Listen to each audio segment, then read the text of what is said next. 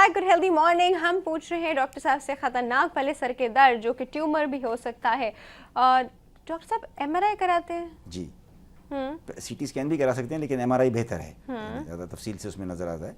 لیکن ڈاکٹر صاحب مجھے پتا ہے نا, M R I is a very expensive procedure. جی, آپ ضیاء الدین میں ہوتے ہیں, آپ بھی کو پتا ہے کہ ہر جگہ بہت زیادہ ایکسپینسو ہے. تو غریب آدمی افورڈ نہیں کر سکتا. کوئی آسان طریقہ نہیں ہے اس کو ڈائگنوز کرنے کا؟ کوئی طریقہ نہیں ہے اصل میں. یہ کئی جگہ نہیں, ضروری نہیں ہے کہ ہم اس کا ایک ایم آر آئی دو طریقے سے ہوتا ہے کہ لمیٹڈ یا اسکریننگ ایم آر آئی بھی کہلاتا ہے, جو پاکستان میں عام طور پہ کیا جاتا ہے اسی لیے وجہ سے کہ بہت سے لوگ افورڈ نہیں کر سکتے. تو جہاں پہ ہم وہ سمجھتے ہیں کہ اس کے اندر ڈاکٹر سمجھتا ہے کہ اس میں کوئی خاص امکان نہیں ہے خطرناک چیز ہونے کا, لیکن ایک ایم آر آئی کرانا ضروری ہے تاکہ اگر تھوڑا سا بھی امکان کسی چیز کا ہو تو ایک اسکریننگ ایم آر آئی کرایا جا سکتا ہے جو کافی سستا ہو جاتا ہے. یعنی جو فل ایم آر آئی ہے اس سے تقریباً 1/3 کاسٹ کے اندر وہ ہو سکتا ہے, تو وہ ضروری. سی ٹی اسکین جو ہے اس میں صرف سر کے درد کے لیے کرانا جو ہے وہ اتنا فائدہ مند نہیں ہوتا ہے, اس لیے کہ اتنی تفصیل سے اس میں چیزیں نظر نہیں آتی. لیکن سی ٹی اسکین بھی یعنی جو اسکریننگ ایم آر آئی ہے, میں سمجھتا ہوں اگر چوائس ہو کہ سی ٹی اسکین کرایا جائے یا اسکریننگ ایم آر آئی, تو اسکریننگ ایم آر آئی زیادہ بہتر ہے. صحیح. اچھا ڈاکٹر صاحب, یہ کبھی کبھی میں نے یہ بھی سنا ہے کہ ایم آر آئی میں بھی چیزیں مس ہو جاتی ہیں. ایم آر آئی میں مس نہیں ہو سکتی, اگر اس لیے کہ اس کا طریقہ یہ ہوتا ہے کہ کچھ چیزیں جو عام سادہ ایم آر آئی ہوتا ہے اس میں نظر نہیں آتی ہیں, لیکن اس میں اندازہ ہوتا ہے کہ شاید اس میں کچھ سادہ ایم آر آئی سے مشکل والا ایم آر آئی نہیں, مشکل والا نہیں, جسے کہتے ہیں یہ پیچیدہ ایم آر آئی یا کنٹراسٹ والا ایم آر آئی. کنٹراسٹ سے مراد یہ کہ اس میں ایک انجیکشن انٹراوینس دیا جاتا ہے تاکہ وہ چیزیں جس کے بارے میں شک ہو جو واضح طور پہ نظر نہیں آتی عام ایم آر آئی میں, جو سادہ ایم آر آئی میں بغیر کنٹراسٹ کے, وہ اس میں واضح ہو جاتی ہیں. تو اس وجہ سے ایسی چیز کہ اگر کوئی ماس ہے, مثال کے طور پہ ٹیومر ہے, تو وہ ایک ایم آر آئی جو کنٹراسٹ کے ساتھ کرایا گیا ہو اس میں مس نہیں ہو سکتا اس میں. بلکہ ایم آر آئی میں ایک مسئلہ یہ بھی پیدا ہو گیا ہے کہ اس میں بعض اوقات اتنی باریک یا چھوٹی چیزیں نظر آتی ہیں جس کی کوئی ایکسپلینیشن نہیں ہوتی ہے اور وہ بیماری نہیں ہوتی ہے, لیکن جی آرٹیفیکٹ بھی کہتے ہیں یا نارمل ویریئنٹ ہو سکتا ہے. تو چونکہ لیکن اب وہ اس کے بارے میں چونکہ پچھلے 15-20 سالوں میں کافی ایکسپیرینس جمع ہو گیا ہے, تو ریڈیولوجسٹ جو ہیں جو ایکسپیرینسڈ ہیں اس کام کے, تو وہ کہہ سکتے ہیں اس کو دیکھ کر کہ نہیں, اس کی یہ جو چیز نظر آ رہی ہے یہ نارملٹی نہیں ہے, یہ نارمل کا ویریئنٹ ہے. بس اس وجہ سے یہ چیز ہوتی ہے, لیکن اس میں ایسی چیز اتنی ڈیٹیل آ جاتی ہے کہ کنفیوژن ہو جاتی ہے. جی بالکل. تو یہ کہنا کہ اس میں مس ہو گیا ٹیومر, ایسا ہو نہیں سکتا. صحیح. ڈاکٹر صاحب کوئی اور ڈائگنوسٹک ٹیسٹ اس چیز کے سر کے درد میں نے جیسے بتایا تھا, جیسے پریشر ناپنے کا جیسے بتایا تھا, ایک وہ ہوتا ہے کہ اگر سر میں درد ہو تو اس کے لیے ایک جب اگر ایم آر آئی میں نارمل ایم آر آئی نظر آتا ہے لیکن سر کے درد کی خصوصیات ایسی ہیں کہ وہ اس بات کو ظاہر کرتا ہے کہ شاید پریشر بڑھا ہوا ہے, تو یہ انٹراکرینیل پریشر جو ہے اسے میجر کر لینا چاہیے. اچھا ڈاکٹر صاحب مجھے بتائیے, بلڈ پریشر آپ نے کہا تھا it's not related to headache, iron deficiency نہیں میں ریلیٹڈ ٹو ہیڈ ایک؟ نہیں, آئرن ڈیفیشنسی کسی اس ایک لحاظ سے بالواسطہ انڈائریکٹ تعلق ہو سکتا ہے کہ انیمیا کے اندر جسے ہم کہتے ہیں کہ ہائپر ڈائنامک سرکولیشن ہوتی ہے, اس لیے کہ چونکہ بلڈ میں آکسیجن کیرنگ کیپیسٹی کم ہوتی ہے تو ہارٹ زیادہ پمپ کرتا ہے, تو اس سے اس کی وجہ سے بلڈ فلو جو ہے یا برین میں بڑھ جاتا ہے, سر میں بڑھ سکتا ہے, اس سے ہیڈ ایک ہو سکتا ہے انیمیا سے. لیکن انیمیا کی یعنی اور دیگر علامات اور دیگر ایگزامینیشن کرنے پہ چیزیں اتنی واضح ہوتی ہیں کہ صرف سر کے درد کی وجہ سے انیمیا انویسٹیگیشن جو ہے اس کی ضرورت نہیں ہے. ٹھیک ہے. اچھا ڈاکٹر صاحب ہمارے پاس ایک کال ہے, لے لیتے ہیں. السلام علیکم. السلام علیکم. آواز ہی نہیں آ رہی. I'm so sorry, I think call drop ہو گئی ہے. اچھا ٹھیک ہے. ڈاکٹر صاحب اب مجھے ایک بات بتائیے, ایک ایسا سر کا درد ہوتا ہے جس میں سر سے پیچھے پیچھے پیچھے پیچھے جاتا رہتا ہے, ایسی فیلنگ آتی ہے پیشنٹ کو کہ اس کا سر پیچھے جا رہا ہے. وہ شاید اس میں جیسے بعض اوقات مائیگرین جو ہے وہ ورٹیگو یا چکروں کے ساتھ یا فیلنگ آف امبیلنس نہیں امبیلنس کے ساتھ ایسوسیٹڈ ہوتا ہے. جی کہ فیلنگ انسان کو ایسے ہوتی ہے کہ یہ ہے. لیکن اگر کچھ جو ضعیف لوگ ہیں, اگر عمر زیادہ ہے انسان کی, ان کو ایسا محسوس ہو رہا ہے کہ سر کا درد ہے اور پیچھے کی طرف جا رہا ہے سر, تو اس کی ایک وجہ جو ہے اسے ہم کہتے ہیں کرونک سب ڈیورل ہیمیٹوما, کہ وہ ایک فلوئڈ جو ہے جو شروع میں بلڈ تھا لیکن بعد میں پانی سے بن گیا, وہ برین کو پریس کر رہا ہے. اس میں بھی اکثر ایسی فیلنگ ہوتی ہے کہ سر پیچھے کی طرف جا رہا ہے. لیکن یہ عام طور پہ یعنی کسی کو ہیڈ انجری ہو چکی ہو, یا ینگ لوگوں کے اندر ایسا ہے کہ ان کو ہیڈ انجری کسی وجہ سے ہوئی ہو, اس کے بعد ان کو ایسا فیلنگ ہے. ضعیف لوگوں کے اندر جی پوٹینشلی ڈینجرس ہو, یعنی وہ ڈینجر ہو سکتا ہے کرونک سب ڈیورل ہیمیٹوما جو ہے. اسی لیے جیسے میں نے آپ سے کہا کہ بے شمار چیزیں ہیں, ظاہر ہے یہاں پہ ہم سارا کوئی ایسی ہسٹری نہ سب ڈیورل ہیمیٹوما کی کوئی ہسٹری نہ اس کے باوجود کبھی ایسا ہو کہ ایسا بھاری ہو رہا ہے کہ پیچھے جا رہا ہے, تو اس میں وہ بھی مائیگرین کے سر کے درد کی ہی قسم ہے جس کے سمٹمز اس طرح کے ایسے ہیں, اس میں اس کی کوئی خاص مخصوص اہمیت نہیں ہے کہ اگر ایسا ہو رہا ہے تو یہ خاص قسم کے سر کا درد ہے, ایسی بات نہیں ہے. صحیح. اچھا ڈاکٹر صاحب مجھے بتائیے کہ فزیکل ایکٹیویٹی سے یہ سر کا درد بڑھتا ہے جی, لاؤڈ بولنے سے یہ سر کا درد بڑھتا ہے, تو ان کا کیا ریلیشن ہے؟ وہی چیز, اس کا تعلق وہی بلڈ فلو سے, جیسے ایکسرسائز یا ورزش کرتے ہیں, مطلب جسمانی ورزش. کسی اور کی آواز تو چھوڑیں, اپنی آواز نہیں برداشت ہو رہی ہوتی. نہیں وہ مثلا کہ جو ورزش انسان کرتا ہے اس میں دوران خون بڑھتا ہے.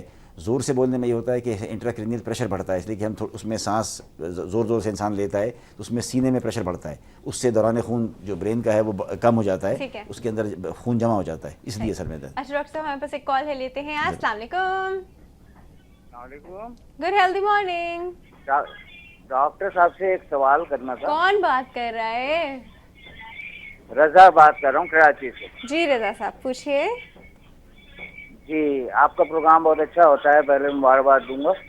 تھینک یو سو مچ. آپ کا ٹی وی سیٹ کا والیوم بہت اونچا ہے رضا صاحب.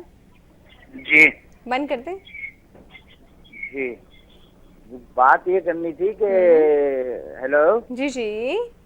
یہ لڑکا ہے میرا 26-27 سال کا. ٹھیک ہے. اس کو ایک دماغی بیماری شیزوفریما ڈاکٹروں نے بتائی تھی. ٹھیک ہے. پھر اس کا بڑا علاج کرایا. اس کے بعد وہ پہلے توڑ پھوڑ کرتا تھا, مطلب کوئی برے فعل میں نہیں ہے, لیکن دماغی بیماری تھی تو اس کا بڑا علاج کرایا, کافی ٹھیک ہوا ہے.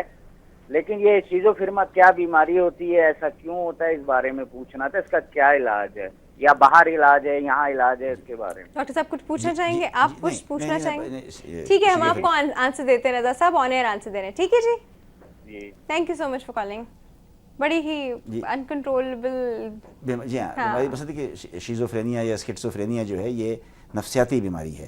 یعنی اس کے بارے میں کچھ خیال ہے کہ شاید دماغ میں کوئی یعنی فزیکل یا طبی مسئلہ بھی ہو سکتا ہے جس سے ہو, لیکن اس کا ثبوت نہیں ہے. تو جسے ایک میجر سائیکوسس کہا جاتا ہے. اس کا بھائی کیور تو کوئی نہیں ہے, یعنی جہاں تک ابھی تک ہے. کیور سے مراد یہ کہ ایسی کوئی دوائی یا علاج نہیں ہے اس سے یہ ہمیشہ کے لیے ختم ہو جائے. جب یہ ہو جاتا ہے تو ساتھ لگا رہتا ہے اور اس کی مینجمنٹ کی جاتی ہے. تو اس کے لیے ماہرین نفسیاتی مشورہ دے سکتے ہیں. اس کے لیے کوئی باہر یعنی پاکستان سے باہر جو ہے کوئی ایسا مخصوص علاج نہیں ہے جو آپ کو اس کو شفا یاب کر دے, لیکن یہ کہ اس کی مینجمنٹ کی جا سکتی ہے. پاکستان میں کچھ لوگوں نے ابھی ایک شروع کی ہے ایک سائیکائٹرک ریہیبلیٹیشن, یعنی وہ لوگ جن کو نفسیاتی امراض ہیں ان کو اس قابل بنا دیا جائے. ہوتا کیا ایگزیکٹلی؟ یہ اس کے اندر یہ ہوتا ہے کہ انسان کو یہ محسوس ہوتا ہے کہ کوئی اور اس کے دماغ کو کنٹرول کر رہا ہے. اسے دماغ میں آوازیں آتی ہیں, وہ پہچانتا نہیں ہے لوگوں کو صحیح طریقے سے. بعض اوقات اس میں لوگ وائلنٹ بھی ہو جاتے ہیں, جیسے یہ بتا رہے تھے. جی ہاں, توڑ پھوڑ کرتے ہیں. تو اس کے مختلف سمپٹومیٹولوجی ہے. یہ سمپٹومیٹولوجی سے مراد ہے کہ اس کے اندر خاص قسم کے نیورو ٹرانسمیٹر کا ڈس بیلنس ہوتا ہے نا, جن نہیں آتا. نہیں, جن تو نہیں ظاہر نہیں آتا ہے, لیکن یہ نیورو ٹرانسمیٹرز کا بیلنس کہا جاتا ہے کہ اس سے ہے اس میں, اور دوائیوں سے اسے کنٹرول تو کیا جا سکتا ہے. لیکن یہ ڈس بیلنس ہوتا کیوں ہے, کچھ لوگوں نے اس کے بارے میں جتنی بھی نفسیاتی امراض ہیں ان میں سے اس کے بارے میں خیال ہے کہ اس کا ایک جینیٹک کاز ممکن ہے. جینیٹک کاز سے مراد یہ کہ جینز میں کوئی خرابی ہوتی ہے, اس کی وجہ سے ایسا ہے. اور یہ جو ٹوئنز کی اسٹڈیز کی گئی تھیں تو معلوم ہوا اگر ایک ٹوئن کو ہے, جو جڑواں بچے ہوتے ہیں ان میں سے ایک کو اسکیزوفرینیا ہے تو دوسرے کے اندر اسکیزوفرینیا ہونا زیادہ کے امکانات بہت زیادہ ہوتے ہیں بنسبت اس کے اگر صرف وہ عام بہن بھائی ہوں. اس سے نظر آتا ہے کہ اس کا جینیٹیکلی کوئی نہ کوئی کمپوننٹ ضرور ہے اور کوئی نہ کوئی فزیکل بیسس بھی ہے. لیکن جہاں تک جن صاحب نے کال کیا تھا رضا صاحب نے, ان کے لیے یہ ہے کہ وہ جو بھی اچھے ماہر نفسیات ہیں کراچی میں کہیں بھی, ان سے جو مشورہ دیں ان کے حساب سے علاج صحیح رہے گا. اچھا ڈاکٹر صاحب, یہاں پروگرام کے ختم ہونے کا جو ہے وہ ٹائم ہو گیا ہے. ایک چیز میں نے سوچا کہ میں اب ویورز کو روزانہ بولوں گی, ہر روزانہ بولوں گی, امپورٹنٹ چیز ہے, اور اسپیشلی رمضان کے دنوں تو روزانہ بولوں گی کہ دودھ کا استعمال بہت کیجیے, دودھ ضرور پیجیے. دودھ is very very nutritions. Please یہ مت سوچ کے چھوڑ دیں کہ موٹا کرتا ہے. اگر موٹا کرتا ہے تو آپ اس کے لیے اسکم ملک, آلپرز لائٹ جیسا دودھ لے لیجیے, لیکن دودھ ضرور پیجیے. یہ ہڈیوں کے لیے بہت امپورٹنٹ ہوتا ہے. اور میک شیور جو آپ دودھ پی رہے ہیں, ٹھیک ہے وہ لو فیٹ ہے, لیکن اس کے اندر وائٹامن ڈی ہو, اس کے اندر کیلشیم ہو, کیونکہ کیلشیم وائٹامن ڈی کے بغیر کوئی فائدہ نہیں ہے. تو اس کے اندر وائٹامن ڈی ہو, اس کے اندر کیلشیم ہو, اور جیسے اگر آلپرز لائٹ لیں گے تو اس میں وائٹامن اے بھی ہوتا ہے. تو اگر دودھ روزانہ پئیں گے تو ایک انسان ہیلدی رہ سکتا ہے. دودھ پی کے اپنے آپ کو بھی عادت ڈالیں دودھ پینے کی, بچوں کو بھی عادت ڈالیں دودھ پینے کی, بڑے لوگ بھی عادت ڈالیں دودھ پینے کی, اور خواتین تو ضرور دودھ پیا کریں, ان کو تو بہت زیادہ دودھ چاہیے ہوتا ہے. ٹھیک ہے. آپ ہم سے انٹریکٹ کر سکتے ہیں ہمارے ای میل ایڈریس کے تھرو healthymornings@health-tv.tv healthymornings@health-tv.tv. آپ ہمیں SMS کر سکتے ہیں, HM لکھ کے آپ اسپیس دیجیے تو میسج ٹائپ کریں اینڈ سینڈ اٹ ٹو 8888. اور کالس تو آپ کرتے ہی رہتے ہیں آن اینڈ آف. کل ہم پھر حاضر ہوں گے ایک نئے ٹاپک کے ساتھ. ڈاکٹر صاحب کو پھر سے بہت زیادہ شکریہ ادا کروں. ڈاکٹر صاحب بہت بہت شکریہ. ٹھیک ہے, میں اس کا ہم پھر حاضر ہوں گے. اپنا رکھیے گا بہت زیادہ خیال. اللہ حافظ.